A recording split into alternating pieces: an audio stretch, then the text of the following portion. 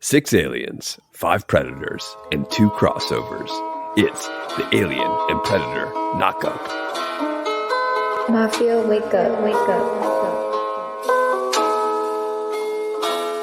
You have created a monster and it will destroy you.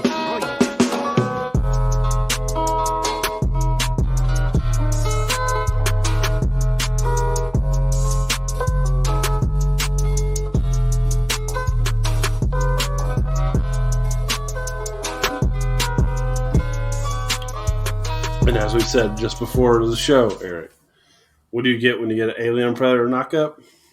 You get a Predalien. And that's Alex. the only reference to Requiem that will be in this episode. Except for our ranking where we know where that stands. Exactly. It could have been a knockout. It could have been a knockdown. But we decided to keep it classy and went with the knockup. Yeah. This episode. Why not? Welcome back to the Monsters vs. Men podcast, the bargain basement of the monster podcasting airwaves, where two friends try to stay alive and stay connected by chatting about weekly monster movies. This week, as we try to stay alive, we're discussing the entire franchise of Alien and Predator. With me today, the one and only Alex. Oh, it's just Alex. Okay. And joining me is the fabulous Mr. Eric. You almost just said the fabulous Mrs. Eric. So I wanted to do the Mrs. Maisel thing, and then I started, because I know you're a big Mrs. Maisel fan. I do like me some Mrs. I know you do. I know. I like some Ted Lasso too. That's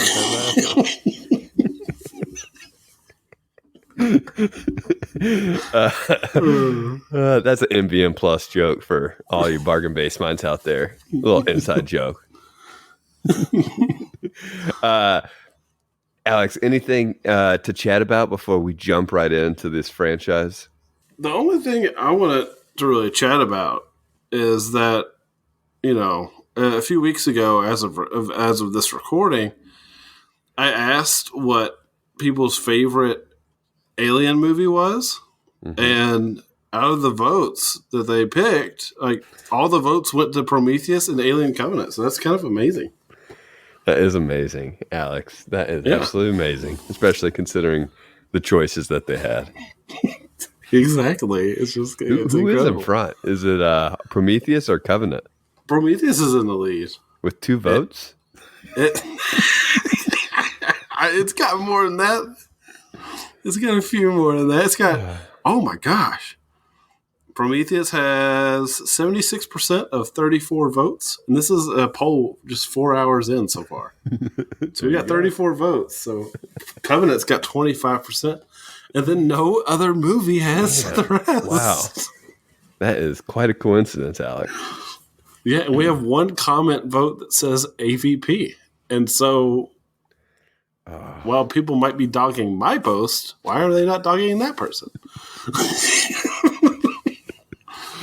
Well, I think, Alex, we should jump into our first part of this franchise wrap-up. If you haven't been a part of us before, when we do one of these wrap-ups of a franchise, we like to do kind of a Q&A at first. We don't know what each other is going to say or going to ask each other here. And then we move into our awards. And again, we don't know what each other is going to say, but our awards cover the entire franchise. And then finally, we will rank all of the Alien and Predator films and try to come up with some sort of consensus among the two of us as the MVM definitive ranking for Alien and Predator. So let's jump in, Alex, shall we? Let's do it. All right. What question you got for me? Sorry. I was moving something off this table. There's a big marshmallow advent calendar of Gwen's. I was moving it, and then I got distracted.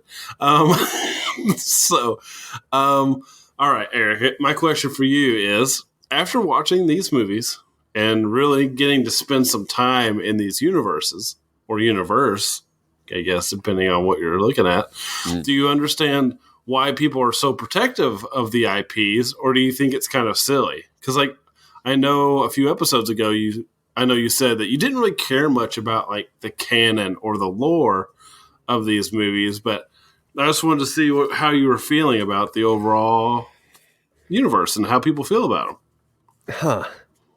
Yeah, I don't think I don't think I care that much for the lore still, and not in a way that I think it's dumb. I don't. I think you can have a good time with it, and I think anybody that cares about the lore, I get that actually. Like I understand caring deeply about like the history of something and the lore of something.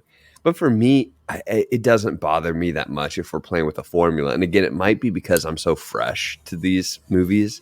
I think I've only seen a couple of these before getting into this franchise proper with this watch through. But I mean, you only have to look back to the Predator episode to see like the lore stuff just doesn't bother me, right? Which I know you give me a hard time about the Predator, Alex, but that was a low tier Gamera film, 2 out of 5 stars if you look on Letterboxd. Okay. So everybody listening knows what you said. Okay, that's all I'm gonna say. You just have to hear the tone in your voice to know that you're just tampering it down for PR reasons. We all know. But legitimately, the lore in these movies, honestly, I think I'm a bit more invested in the Alien lore if I had to choose between the two, because the Alien franchise as a whole just feels a bit more serious to me, right? Like they're trying to build something more coherent, where the Predator franchise feels a bit campier, definitely campier, actually, and not trying to take itself quite as seriously as Alien does. So I'm curious what your answer is, Alex. Do you how much do you care about the lore? I know you care about the lore because you've sent me stuff about the lore while we've watched this series. So I know a little bit of your answer here, but I'm curious how invested you actually are in the lore of these two franchises. I'm very invested, but that's with a big caveat. And that's with I'm okay with things changing and not being 100% cohesive. Even though I'll find myself... So the biggest sticking point for a lot of people is, we talked about it in Covenant's episode, but the futurism that's depicted in Prometheus and Covenant compared to the futurism from a 70s movie, not quite lining up in the universe. I found a way to like rationalize it with myself, but even if I wasn't able to, I don't think it's that big of a deal, to be perfectly honest. Like I get that people like the vibe of the originals, and it is iconic. There is no doubt. But I think, like, yes, Prometheus is maybe a little more generic with its blue hologram screens that have become really a staple, it feels like, since Iron Man. Yeah. It really brought all that stuff to the fore. Like, we've seen it before. That doesn't matter. But I don't think it matters that much, even if I think Covenant bridges the gap. Now, people are upset about the mystique of the Alien franchise being, quote-unquote, ruined by the latest movies, right? By David and him creating it and it having this tether to humanity instead of having a tether to just, galactic evil, I guess. This natural abomination that's just developed over time. And I understand that, but I think for me, I think a robot using humans experimentation to create these things is far worse than this thing just organically growing and becoming this evil. Well, but either way, I'm happy. I complimented it during Alien, and I've complimented it during the prequel series. Yeah. I like both aspects of it, and I'm okay with either one being the favorite, I guess. But I don't understand why people... I do understand, but I think it's a little too harsh, honestly. The mystique of it all, I don't think vanishes, at least for me. There's something interesting in the mystery, I guess, of the aliens and their origin, xenomorphs, I should say, and their origin in the Alien series. But just because we get a bit more explanation of that in Prometheus and Covenant doesn't take away that mystique for me, because these questions are asking, or these movies are asking bigger questions than what is the exact origin of the aliens. They're asking questions about the origins of life in general, Yes. and what it means to be alive, what it means to create. So I find the mystique still there. No, I get the point. I understand. I'm someone that typically is with you in these conversations. If you're saying we don't need all the answers, I'm with you. We don't need all Yeah. the answers. But I don't Yeah. think this film gives us all of them. So I don't are think it those two does films either. they give them? They don't just doesn't happen.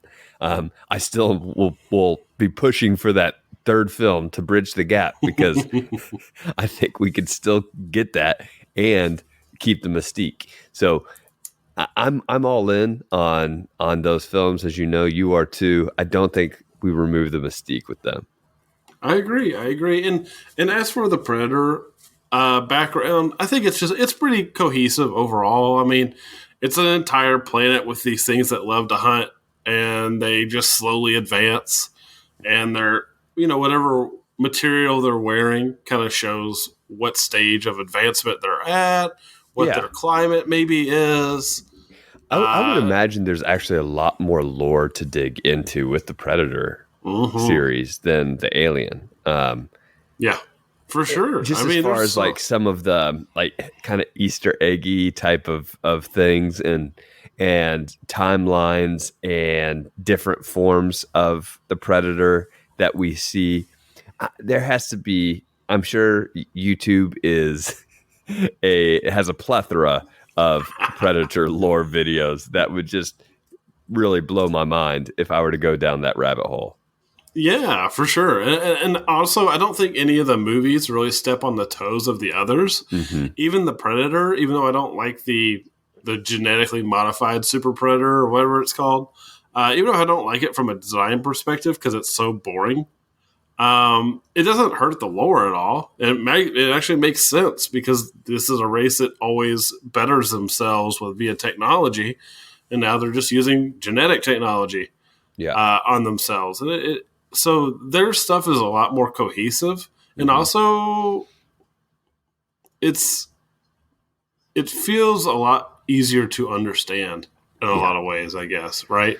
Well, that kind of leads into my question for you, Alex.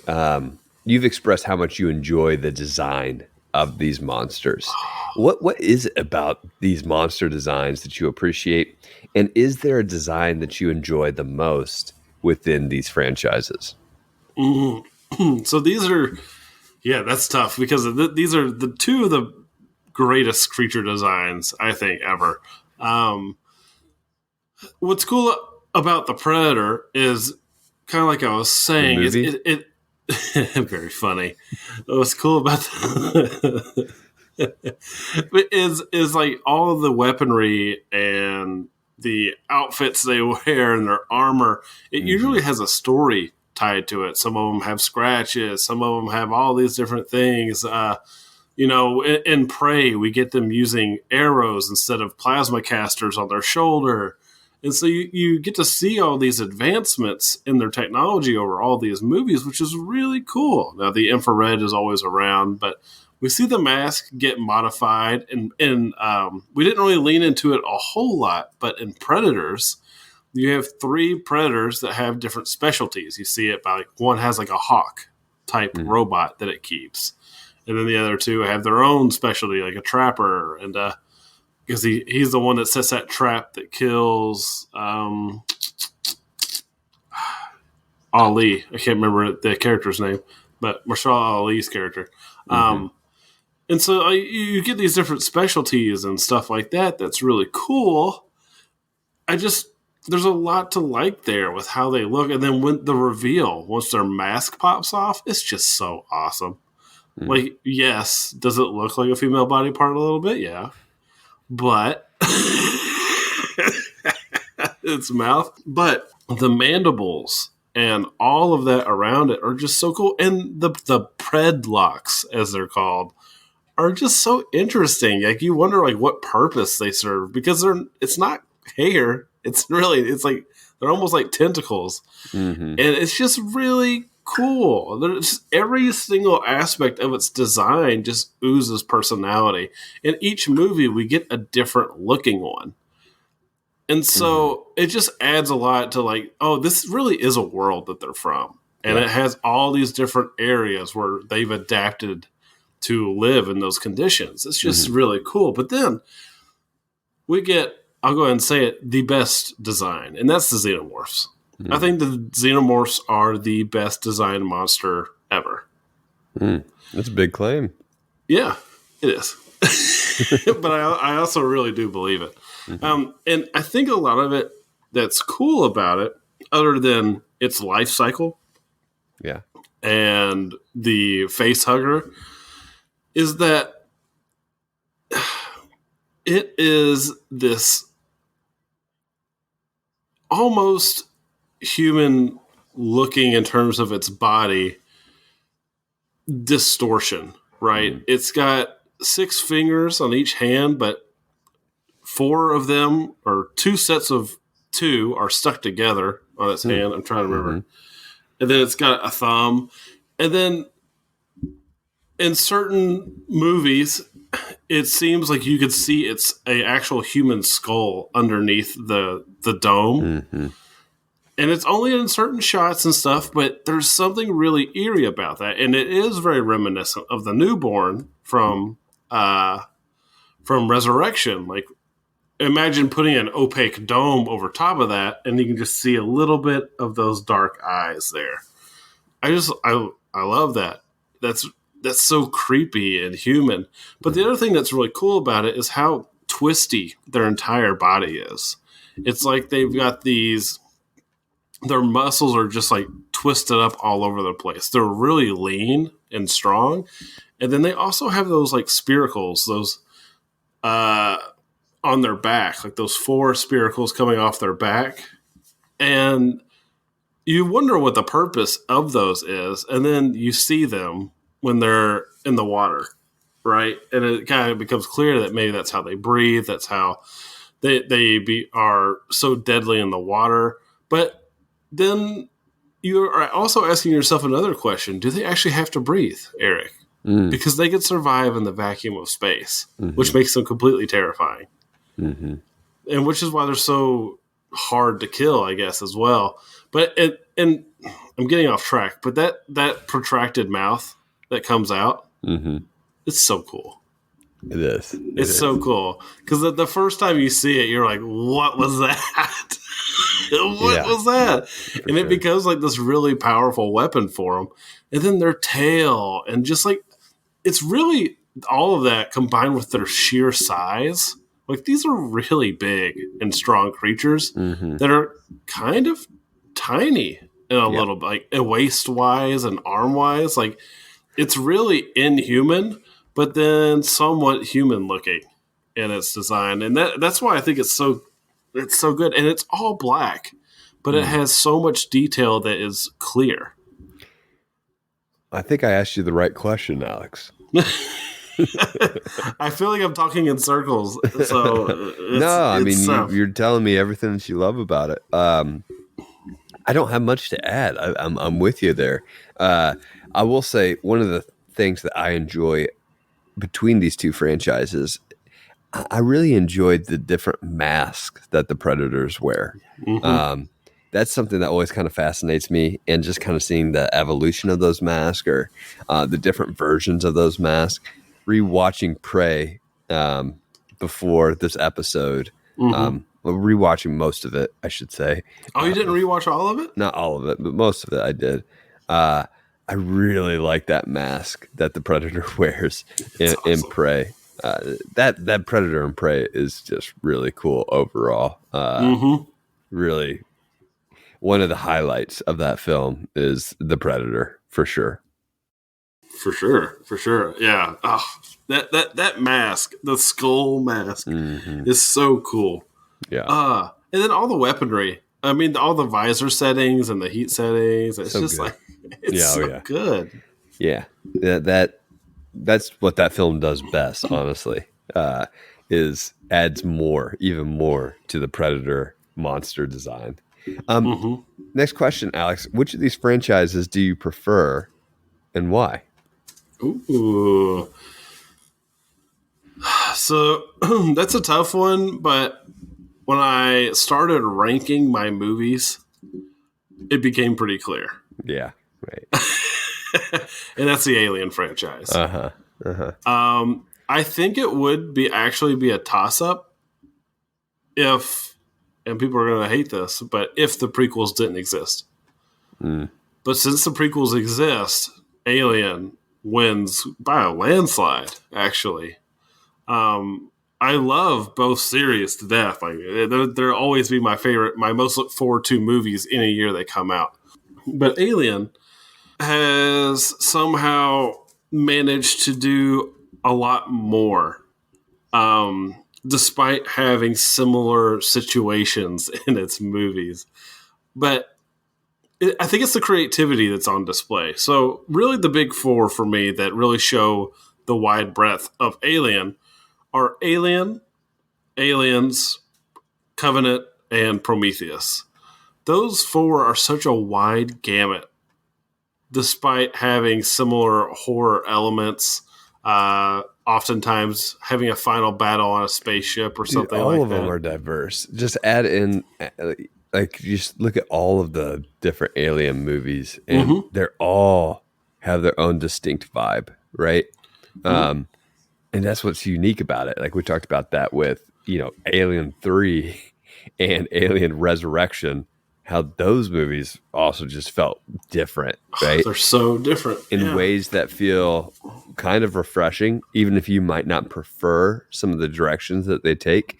They feel refreshing in a way that kind of makes the franchise unique in that the tones and the vibes are slightly different, and yet there's an undertone to the franchise that keeps it coherent, right? Yes. There's a bass note that stays there and allows it to function as a franchise and as a whole. Right. And that word you use there, coherent, is really the big key. Resurrection is the biggest divergence in terms of coherency because it does get a little slapsticky with certain elements. But overall, it does feel like it could fit in the universe. Predator is really different too in a lot of ways. Like, I do like how unique a lot of the movies are. But I don't know if the tone of the Predator is coherent with the other movies.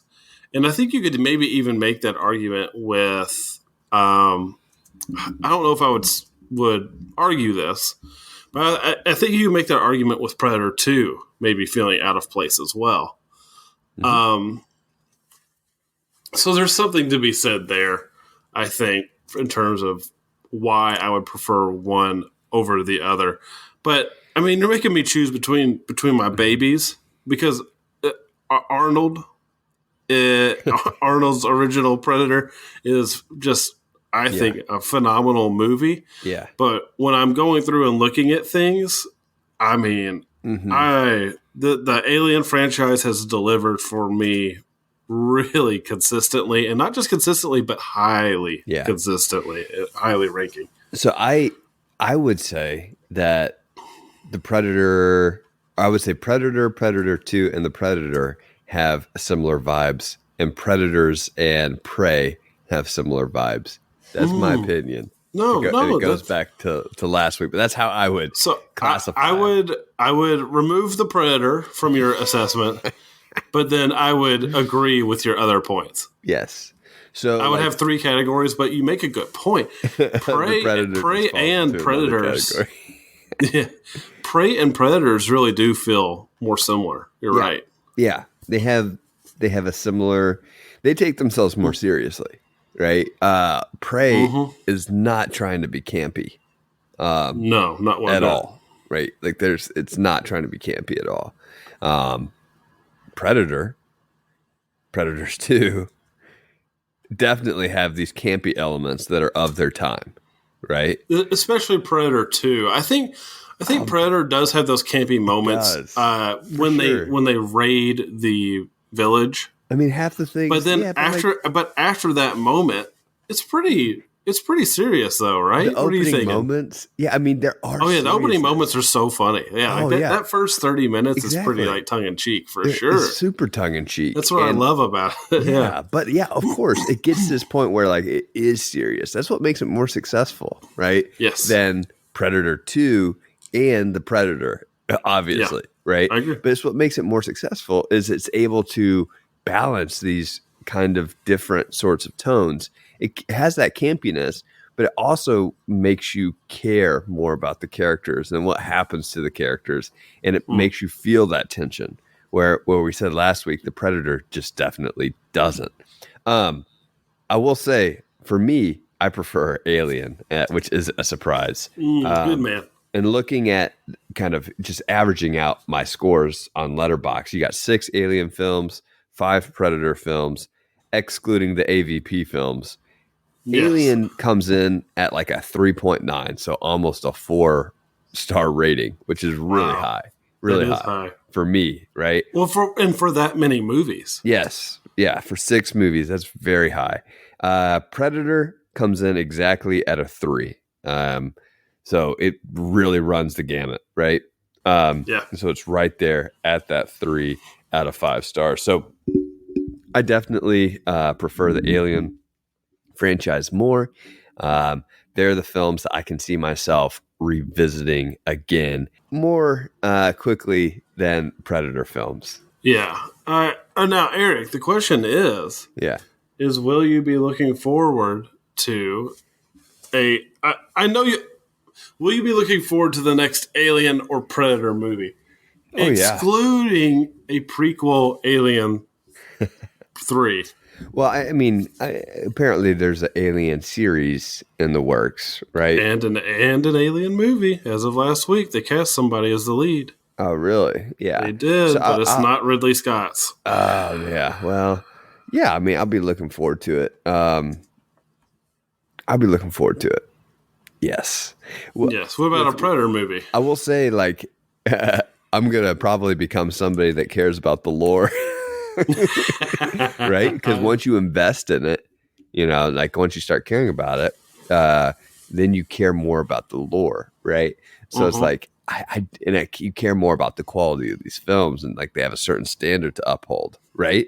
So if it's not Ridley Scott behind the camera and it's like a sequel and it's adding something to the story, it better be good. Right? It has a lot to live up to. So yeah, I would look forward to it. Predator, yes, I would look forward to it. I would definitely look forward to it. I wouldn't be quite as excited, but I think it would be interesting. I think we need to do another time piece, right? There's no reason to change that. Like that was a cool idea. Despite some of the complaints I have with the timepiece element, I think it's still a cool idea. And there are other times and other cultures that we could explore that would be equally as interesting. Yeah, I would love to see more Predator movies in the past. Yeah, there's no reason you can't. Yeah. And honestly, I would like a Predator movie that takes place around the time Alien takes place too. That'd be cool. Yeah. Yeah. There's so much. The cool thing is that there is so much untapped storytelling potential with both franchises. Mm-hmm. Oh, for sure. Last question, Alex, before we move into our awards. What do you think are some of the most underrated films of the series, and why do you think others should give them a shot or more love?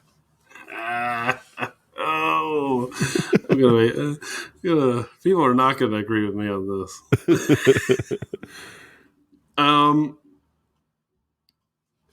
Eric, a surprisingly large amount of the Alien series is underappreciated. And it because it's like people watch the first 2 and just don't think the rest of them are any good. People hate on Alien 3. We love it. We actually enjoyed Resurrection somehow. But Yeah, I'll the go ahead one- and tell you. Yeah, I'll go ahead and say I want to hear yours. Resurrection is what I was going to choose. Okay. Resurrection is a film that it falls in the middle of my personal rankings, which we'll talk about here in just a little bit. But I think that's a film that is unique. I have several complaints with it, right? But man, it does some unique things. It is risky. It doesn't follow formulas. So I don't know. I was expecting a lot worse, and so maybe that helped it out. But yeah, Resurrection is a film that I don't think is as bad as many people make it out to be. Nor Alien 3. Alien 3 just feels so different than Alien and Aliens, but it's going for a completely different story. I think the climax is a bit of a letdown, right? But the setup, the characters, that entire setting, wow. Alien 3. Oh, theatrical cut, by the way. Oh, okay. Don't do that. Oh, Theatrical cut, Alien 3 is where it's at. Oh, that's just a terrible opinion. Remember, he likes the theatrical cut of Alien 3 and The Predator. So it's all right. I like Ted Lasso too. I like Ted Lasso too. I'm about to taint my opinion, Eric. Okay, all right. The most underrated of any of these movies is Alien Covenant. And I think people are so far off base with this movie that it's not even funny. Like, quit laughing. I said it wasn't funny. No, I'm laughing because I know you're about to have an absurd take here in the rankings, but that's fine. I probably will. But I think that this is one of the best Alien movies, period. I think it explores things that no other movie does. And I think it does it in a really smart way. Yeah. And I think it explores these relationships and these characters in really cool ways too. Mm-hmm. I am shocked that people don't look at this movie more favorably. Mm. It just blows my mind. That and Predators are two movie opinions that I just don't understand of like general people. Like people hate on Predators. Oh, do they? Yeah, and I don't get it. I no part of me understands it. I wouldn't hate on Predators. I mean, I guess people don't like they don't like Adrian Brody or something like that. Well, that was the opinion before the movie came out, and then now I don't. That's not my opinion on that. I mean, I have a couple of other issues with Predators, but honestly, yeah, I wouldn't hate on that one. I think it's pretty decent.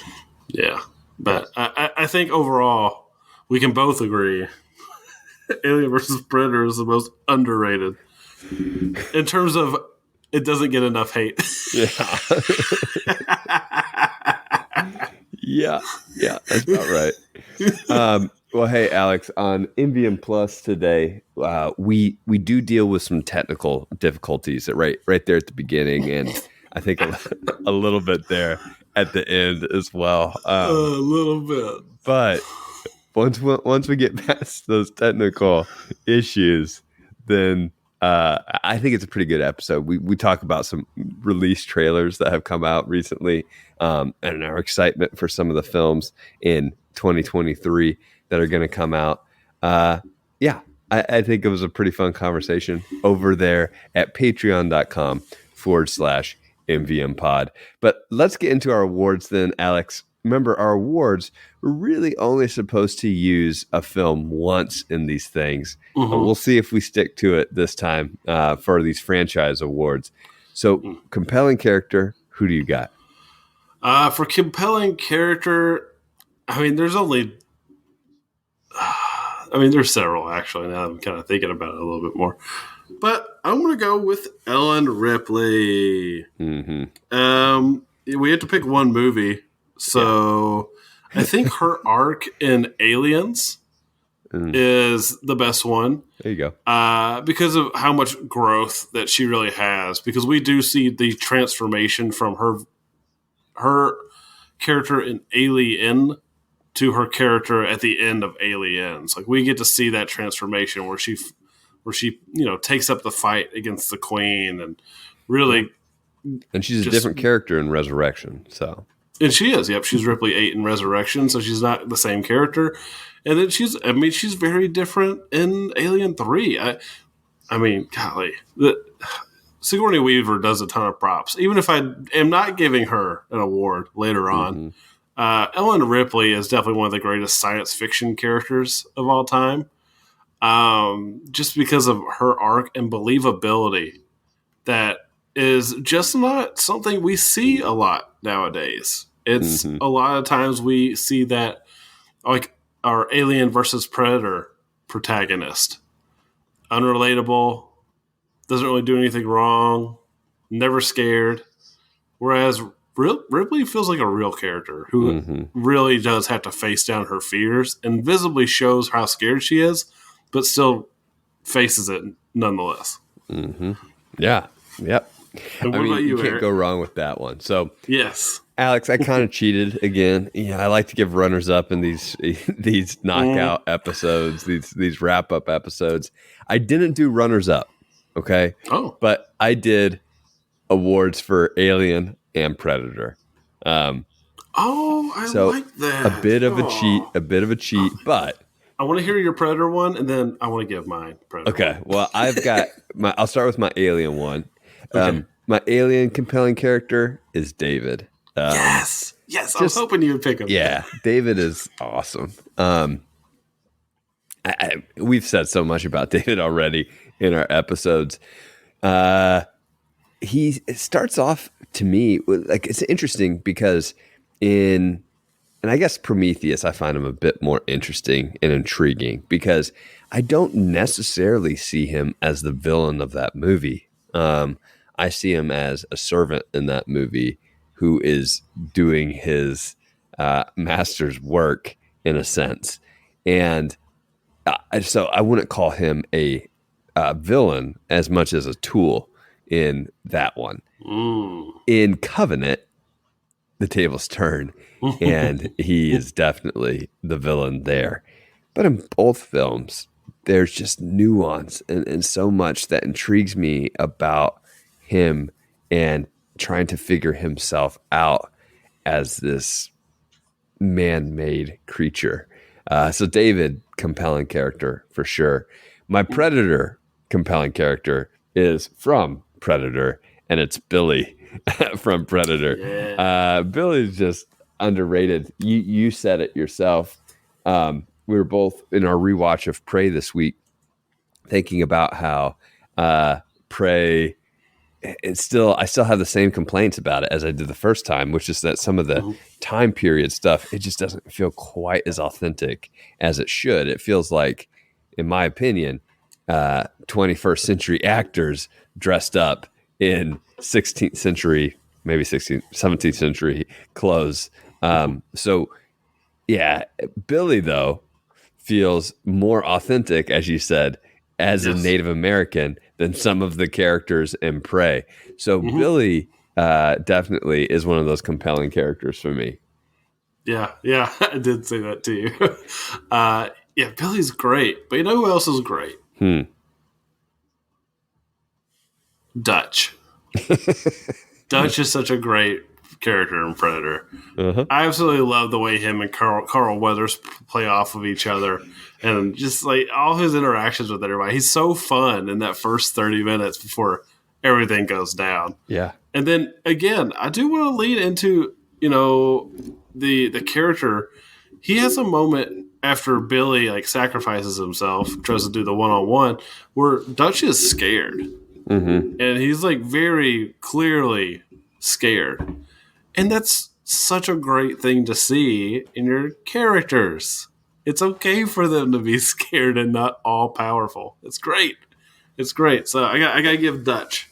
So our first two main protagonists of the series both get my award. great and original choices, Alex. Thank you. Eric, how shocked are you that we have not seen Dutch since? Yeah, it's unfortunate, honestly, because he survives.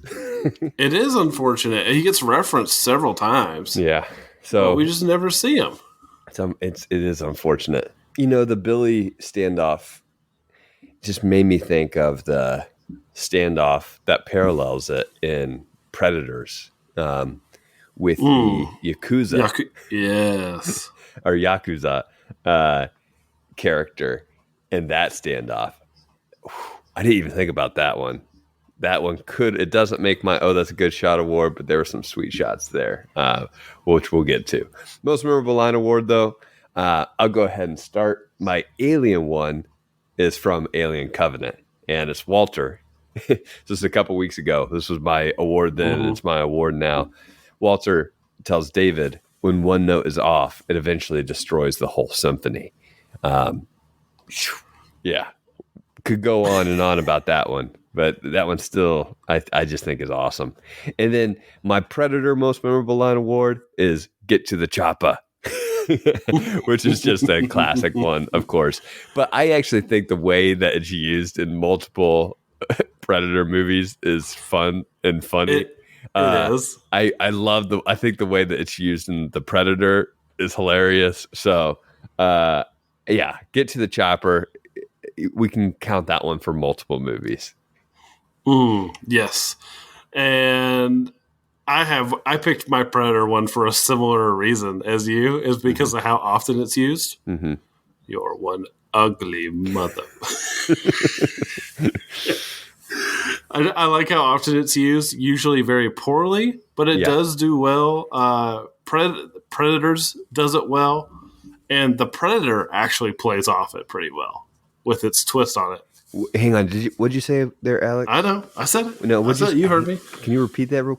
You heard me. The Predator has a good twist on ugly. Instead, we get beautiful. What about an Alien? Because I bet you have an Alien one as well. I do. My Alien one is actually the award that I gave to David in Prometheus. And it was his line where he said, the trick, Mr. Potter, is not minding that it hurts. And it's just such a part. Yeah. It's a perfect illustration of his character for the next two movies. Who knew that Alien would give us two of the greatest science fiction characters ever? I'm just going to go and say it. Ellen Ripley and David. I like it. Can't believe the acting award, Alex. Who'd you have? For Can't Believe That Acting, I had a feeling that you'd be giving it to David for the other award, so I had to give Fassbender the award here for his performance in Covenant. It's really more probably nuanced, maybe, in Prometheus, because he's subtly manipulating people and poisoning them and doing all that stuff. But in this, him being both these characters, Walter and David, who feel so different from each other, yet very clearly have a lot of similarities. You said it with your quote, like the one note, one wrong note can destroy a whole symphony. All those scenes between them are so great. And I mean, who else are you going to enjoy watching play with their flute? I mean, twice. I mean, two characters playing a flute together. Pretty awesome. It's pretty good. And then my Can't Believe That Acting award for Alien, or for what's it called? Predator. For Predator, yeah, is actually going to go to Gary Busey. Just kidding. I'm going to give it to Danny Glover. Actually, There you go. I think he's a fun protagenist. Actually, and he's in his typical Lethal Weapon type mode in this movie. But I think he really makes the movie, because without him, I don't know how great the movie would have been. Yeah. I think he's just really good at his role. Well, Alex, I mean, you can take Michael Fassbender all day long. But my Can't Believe That Acting award goes to, for Alien, it goes to Bill Paxton. You know no. how much I love Bill Paxton's performance in Aliens. Yeah, Just an you're all-time classic. you're in the Paxton pack on Facebook, I am right? a Paxton Packite. So, yeah, I am in that Facebook group. We just post Paxton memes all day long. It is great. I love man. that. And then Alex, my Predator can't believe that Oh acting award no. goes to Bill Paxton. You knew it was coming. You knew it was I knew coming. it. Knew It was goes to coming. Bill Paxton too, because I am a Paxtonite, so I am loyal to the end for Bill Paxton. Give me more Bill any day, every day. Bill Paxton. Are you ready to do the chant, Eric? Pax Pack for life. Pax Pack for life. That was so dumb. So dumb. Oh man, that was good. Was it? No, it was terrible. That's what made it good. What about your "Oh, that's a good shot" award?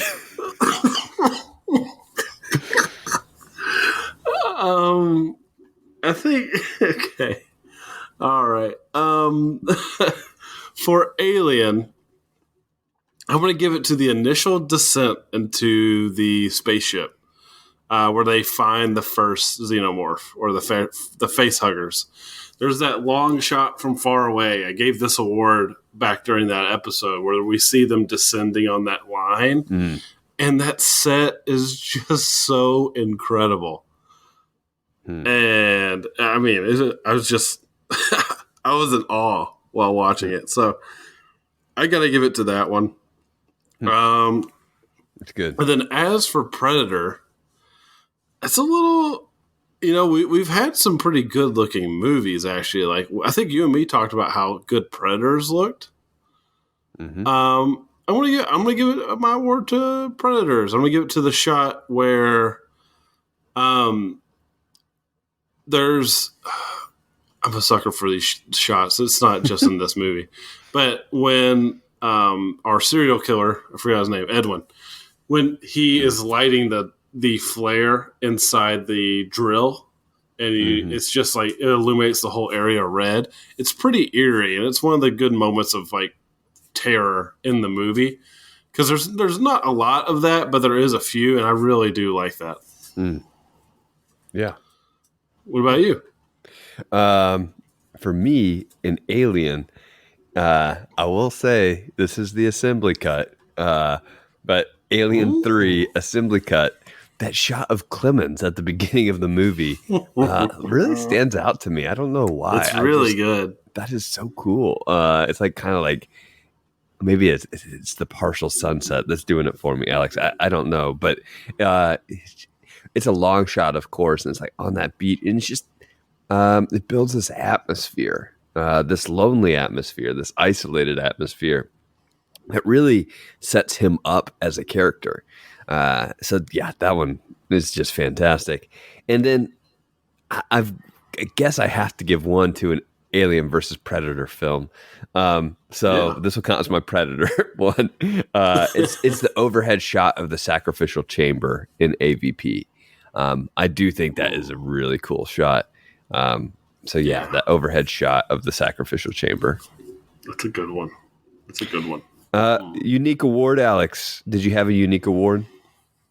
Yeah. My unique award is the You Gave It Your Best Shot award, and that goes to the brothers Strauss, who directed AVP Requiem, for their attempt to destroy 2 franchises at once. You gave it your best shot. Sorry, guys, it didn't work. Both franchises kept going despite your best attempt. My unique award is the Weirdest Turn award, and it could go to a couple movies actually, but it goes to Predator 2, which I guess I used already with Bill Paxton. So apologies. But it is a unique award. Yes, it is a unique award, and I mean, Bill Paxton is probably transcendent of fitting into any one movie and counting it. So Hey, Predator Eric, 2. Eric, Yes.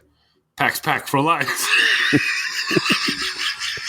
Is it the Pax Pack for life? Yes. All right. I got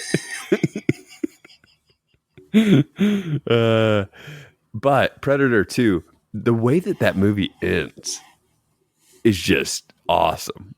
I was not on board with that movie for most of it, except for the last 20 minutes when Glover's character, which I can't remember his name right now, actually makes it to the ship, which I just didn't expect whatsoever. I think it's Harrigan. Harrigan makes it to the Predator spaceship, finds his way really onto the Predator spaceship, and has that entire encounter. We get a bunch of lore in that scene.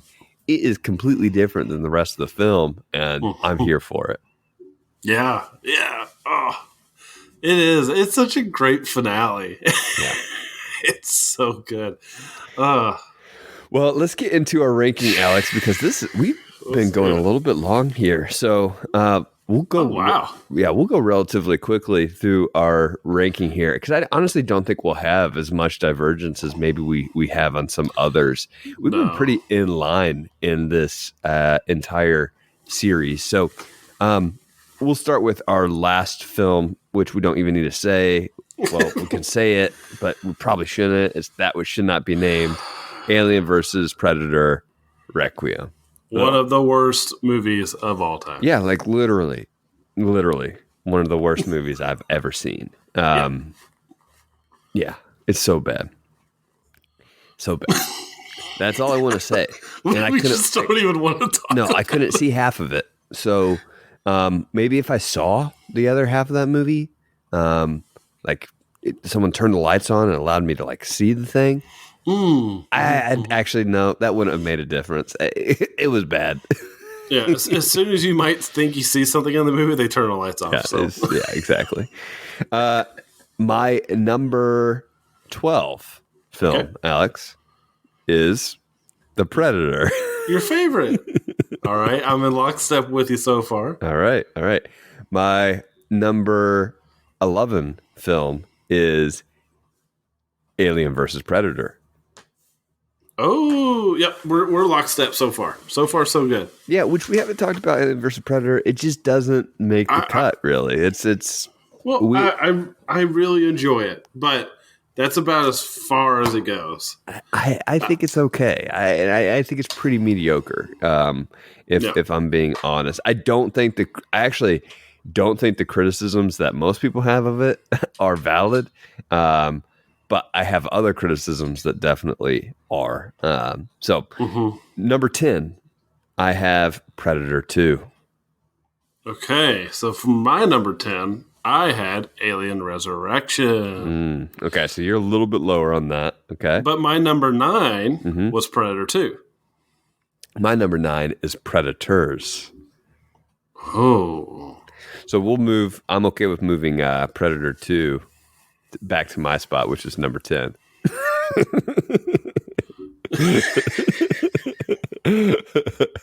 And we could put Alien Resurrection at 9 because I have Alien Resurrection at 8, Alex. Okay. Are you typing this out? I need to type this out. I'm typing it out. Let's see. All right. So, I've got it in my head already because there's not that many. We're going to be lockstep. It's okay. 9. 9 is Predator 2. Yep. 8 is Resurrection. 10 is Predator 2. 9 is Resurrection. What do you have for your number 9 film, Alex? My number 9 is... Let's see. My number 9 was Predator 2. There you go. Yeah, all right. I had So I had AVP, Resurrection, Predator 2. Okay. Yeah, I got you. Okay. So what was your number 8? My number 8 was Alien 3. Okay. Which I want to make this clear. From this point on, I don't just I love these movies. Yeah. Yeah. So from Alien 3 and up, Yeah. I really like these movies. So my Alien 3 comes a little bit ahead. I told you my number 8 was Resurrection. And so that ended up settling, I guess, at our number 9 as a combined ranking, right? My number 7 is Prey. Okay. We're not far off. My number 7 was also Prey? Mine's also 1, 2, 3. Yeah. My number 7's Prey. So that one needs to be our collective number 8, I believe. You think so? Yep. Oh wow, you put Alien 3 that high, huh? Mm-hmm. Well, that's not that high, but it's higher than Prey. Okay. And if yours are that close, I think it makes up for it. Okay. What'd you put for your... I think things are about to get hairy. Yeah, things are getting a little hairy here. They do, because my number 6 is Alien Covenant. Mine's Predators. Okay. Yeah. So I think we could put Predators in that next spot because it needs to go a little bit lower. So that'll be 7. Yeah. And then 6. So my number 5 was Alien 3. So 6 can be Alien 3. Okay. Wow, we're working through this really quick. What was your number 5? My number 5 was Predator. Okay. So my number 4 was Predator. So I think we can put Predator as our joint number 5. Okay. I think that's fair. We're not too many arguments here. But here's where things get a little hairy. But I think there's a solution for us here. We'll figure it out. My number 4 is Predator. Okay. And go ahead. Yeah. My number 4 is Aliens. Yes. Yeah. So I think we put Alien Covenant right here as our joint ranking. Okay. Because I think that's fair. My number 3 is Aliens. Okay, so we want to put Aliens as number 3? Yeah, because I bet your number 3 is, or your number 4 is Aliens. I bet your number 3 is Alien Covenant. Am I right, Alex? Right. Correct. So we'll put Alien Covenant up, and then we'll put Aliens, since it's a little bit, Alien Covenant's a bit lower on my list, a bit higher on yours, but because it falls back on my list, we'll put that as 4, Aliens as 3. I think we have a joint 2 and 1. Maybe. I think we do too. Yeah, no, we do. My number 2 is Prometheus. Yep, me too. And my number 1 is Alien. Oh. So we were not that far off. Can you read our list from 13 to 1 one more time, Alex? All right. Joint 13. MVM definitive ranking. Anybody that disagrees with this list is wrong. Exactly. 13. All right, 13. Alien vs. Predator Requiem. 12. The Predator. 11. AVP. Aliens vs. Predator. Number 10. Predator 2. 9. Alien Resurrection. 8. Prey. 7. Predators. 6. Alien 3. 5. Predator. 4. Alien Covenant. 3. Aliens. 2. Prometheus. And 1. Alien. Oh. Yeah. Pretty good. My only, I feel like Predator needs to go in front of Alien versus Covenant, but that would be my only complaint. Alien versus Covenant? Alien Covenant. That would be Eric, my only complaint. I'm willing to make that concession. All right, let's do it. Let's do that. Even though I don't believe it whatsoever. I think Predator is a good film. I do too. Like I said, after 8, which is Prey, I adore these movies. Like, no joke. So, and honestly, I had a really hard time deciding where Alien was going to go. Yep. It might sound a little crazy, but I considered it putting it at 2nd and 3rd. I know you're a big fan. Of what? Of Prometheus and Covenant. I am. Yeah, I am. Yeah. Okay, so we've adjusted Alien Covenant to be 5 and Predator to be 4. Good. Yeah. Mostly because Arnold Schwarzenegger's in it. Yeah. Basically. So that's a good setup. Now, Eric. Yep. We don't know what we're doing next. Well, yeah, we do. We do know what we're doing next. We have a special Christmas episode coming out next week. And after that, we'll just leave it as a surprise because I think it's always fun to just let it pop up in your feed. We will have our Christmas special. You've probably seen it before is the only hint that I'll say. Yes. Probably. But other than that, I'm looking forward to it. It should be quite fun.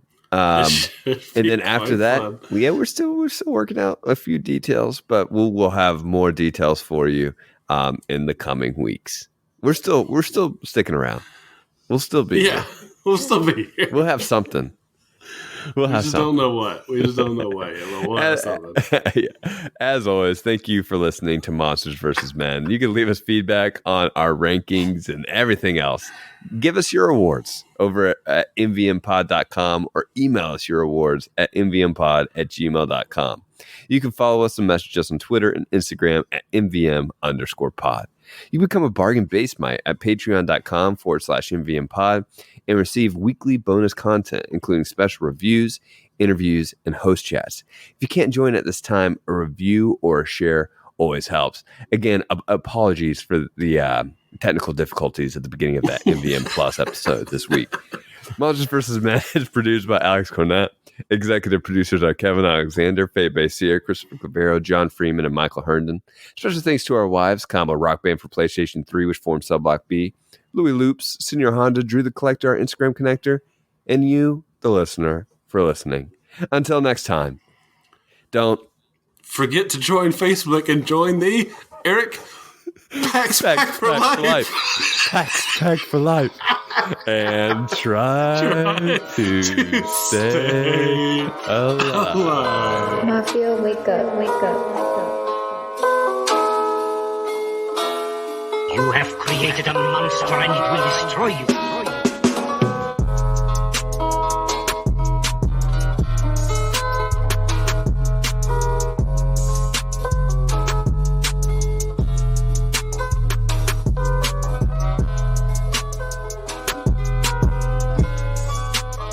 Pax Pack for Life. Pack for life.